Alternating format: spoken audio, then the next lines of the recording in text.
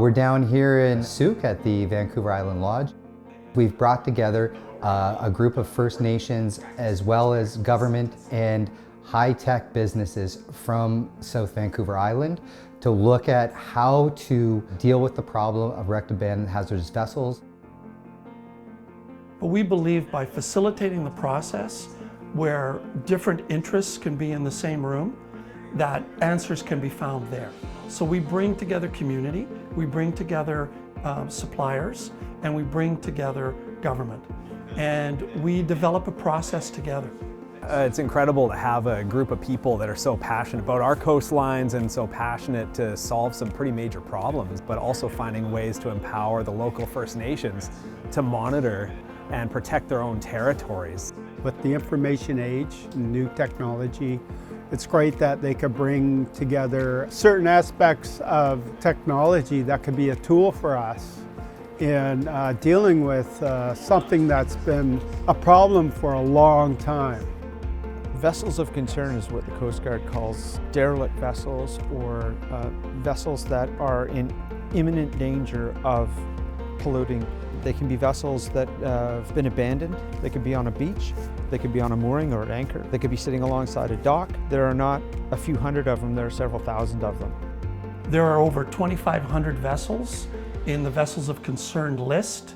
Most of those, 90% of them, are on Indigenous territorial waters. So there's a huge opportunity there for communities interested in participating in that program to develop business opportunities, develop joint ventures, and use the vessel of concern removal and recovery to advance their economic development plans. One of the biggest challenges that we face is the ability of those remote communities who are most impacted when things go wrong through oil spills or other marine disasters.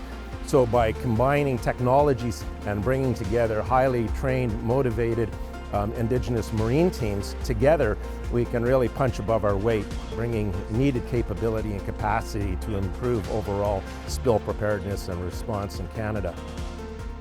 Vessels of concern have been something of a problem for us for a long time.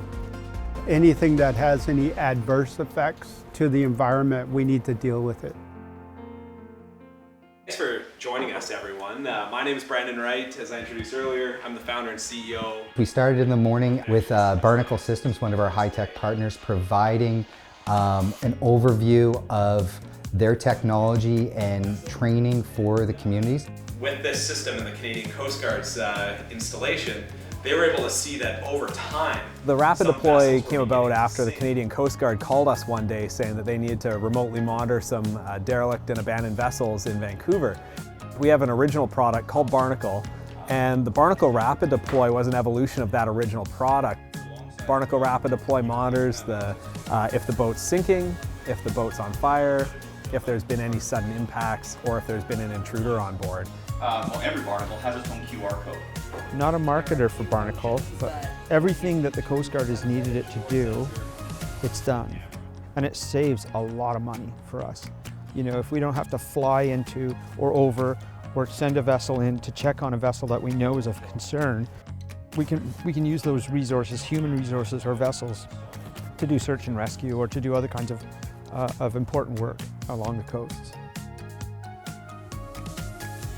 We were able to take that technology and the community marine teams down to the water. We looked at various boats and how the equipment could be used. And we also had the opportunity to work with the Beecher Bay drone team, which is doing monitoring of the area, and we're trying to figure out how to incorporate those various technologies from an Indigenous perspective. So this drone has 20 times optical zoom and 50 times digital zoom. I can monitor this vessel from a very far distance.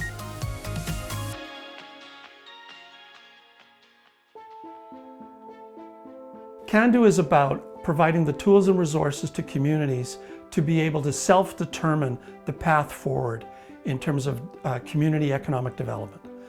What we do is we look for those opportunities and we present those opportunities to communities, and communities that are wishing to pursue those opportunities, we support.